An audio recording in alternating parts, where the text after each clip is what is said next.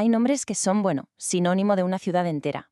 Y si pensamos en Barcelona, es imposible no pensar en Antoni Gaudí. Pero, ¿quién era de verdad este hombre? El que conseguía que el hierro pareciera blando como el mimbre y levantaba edificios que de verdad parecen sacados de un sueño. Pues hoy vamos a meternos de lleno en la vida de este visionario, que más que construir casas, lo que hacía era esculpir la propia naturaleza. La originalidad consiste en volver al origen. Ojo a esta frase porque es la clave de todo, la llave para entender a Gaudí. Para él, ser original no significaba sacarse algo de la manga. ¿Qué va? Significaba volver la vista atrás, mirar con atención lo que ya existía, lo que siempre ha estado ahí, la naturaleza, el origen de absolutamente todas las formas. Así que, con esa idea bien clara, vamos a empezar por ahí, por su propio origen. Y es que, para llegar a comprender al arquitecto, primero tenemos que conocer al niño que se crió rodeado de metales, sí, pero también de los paisajes del Mediterráneo. Su increíble manera de entender el espacio, esa visión tridimensional, no lo aprendió en una clase. No, nació allí, en el taller de su padre. Aquí es donde empieza todo, donde se forja el genio. Pensemos, estamos en 1852, en la Cataluña más rural.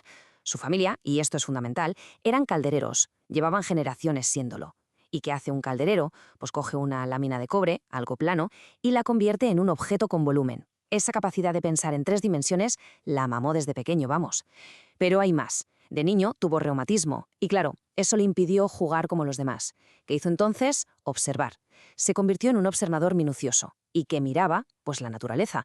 Y ahí, observando, se dio cuenta de algo que sería la base de toda su obra. En la naturaleza, sencillamente, no hay líneas rectas. Y esa idea lo cambió absolutamente todo. Bueno, pues con esa visión del mundo tan suya, se va a Barcelona a estudiar arquitectura. Y claro, ¿qué pasó? Pues lo que era de esperar. Gaudí no encajaba para nada en los moldes de la academia. Lo cuestionaba todo, desde el primer día. Pero ojo, que mientras estudiaba, no es que estuviera de brazos cruzados. Ni mucho menos. Para poder pagarse los estudios, se puso a trabajar como delineante para los arquitectos más importantes de la época. O sea que no solo aprendía en clase, sino que estaba en el meollo, trabajando en proyectos de verdad, como la cascada del Parque de la Ciudadela. Estaba empapándose de todo, absorbiendo conocimiento por todos lados. Y llegamos a un momento legendario. El día que se gradúa, el director de la Escuela de Arquitectura, Elie Rogent, suelta esta perla. Hemos dado el título a un loco o a un genio. El tiempo lo dirá. Hay que imaginarse la escena, ¿no? Un chaval que se había pasado la carrera desafiando a los profesores, entregando proyectos que nadie lograba entender del todo, pero que a la vez tenían algo que deslumbraba. La pregunta estaba en el aire. ¿Estamos ante un loco o un genio? Bueno, creo que el tiempo ya ha dejado bastante clara la respuesta.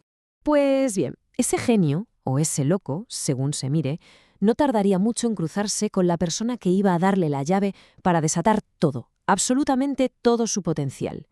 Un encuentro que, literalmente, cambiaría el skyline de Barcelona para siempre. Y lo curioso es cómo empezó todo. Con una vitrina para guantes. Parece de película.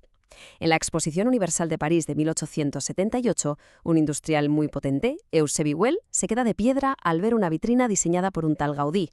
Le fascina tanto que pregunta por él. Quiere conocer a ese joven arquitecto. Y ahí nace una de las amistades y alianzas profesionales más importantes de la historia del arte.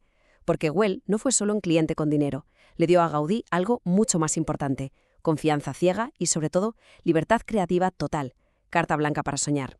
Claro, con ese respaldo, con la confianza de Güell, Gaudí entra de lleno en su etapa más creativa, más explosiva. Es justo aquí donde esa filosofía suya de volver al origen deja de ser una idea y se transforma en piedra, en cerámica, en hierro forjado. Su estilo no fue siempre el mismo, fue evolucionando.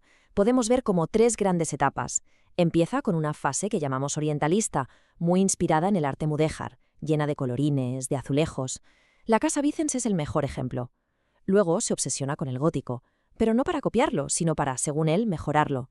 Se carga los contrafuertes, esos soportes externos, porque decía que eran como muletas. Y finalmente llega al culmen, su etapa naturalista. Aquí es donde ya se desata del todo y su arquitectura es básicamente naturaleza pura. Se inspira en huesos, en árboles, en cuevas, lo que sea, una fusión total. Y aquí tenemos una de sus genialidades técnicas más bestias. ¿Cómo demonios consiguió quitar los contrafuertes del gótico? Pues con esto, el arco catenario. A ver si lo explico fácil. Es la curva natural que hace una cadena cuando la cuelgas por los 2 extremos. Es la forma perfecta que dicta la gravedad, y por eso es la que mejor aguanta el peso. Y lo más increíble es cómo los calculaba. No se ponía a hacer ecuaciones complicadísimas, no.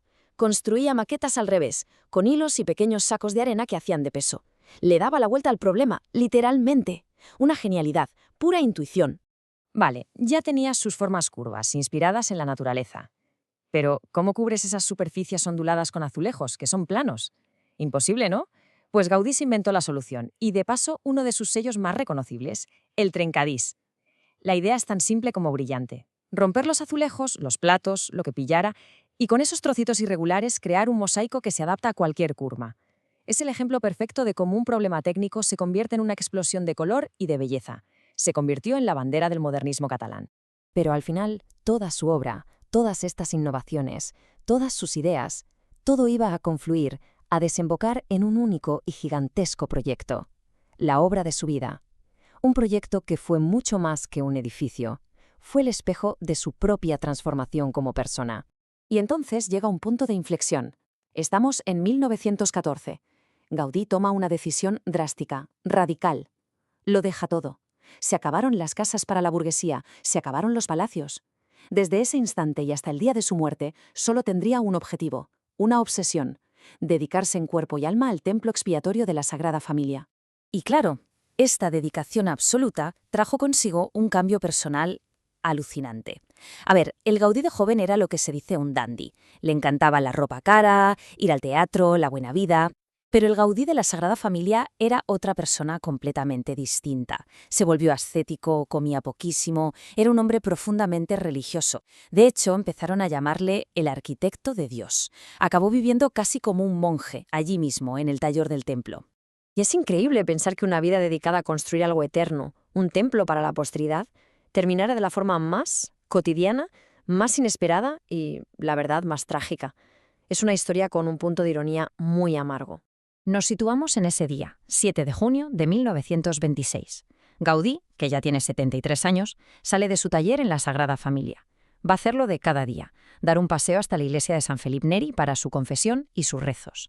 Pero ese día, al cruzar la Gran Vía de les Corts Catalanes, un tranvía se lo llevó por delante. Y aquí viene lo más triste, lo más increíble de la historia. Por su aspecto descuidado, con ropas viejas y sencillas, nadie lo reconoció. Nadie. Los taxistas se negaron a llevarlo pensando que era un mendigo y que no podría pagar. El arquitecto más grande de Barcelona, el hombre que estaba cambiando la cara de la ciudad, agonizaba en la calle y nadie se daba cuenta. Murió 3 días más tarde, en un hospital para gente sin recursos. Una vez muerto, claro, sí que lo reconocieron. Y su funeral fue algo masivo.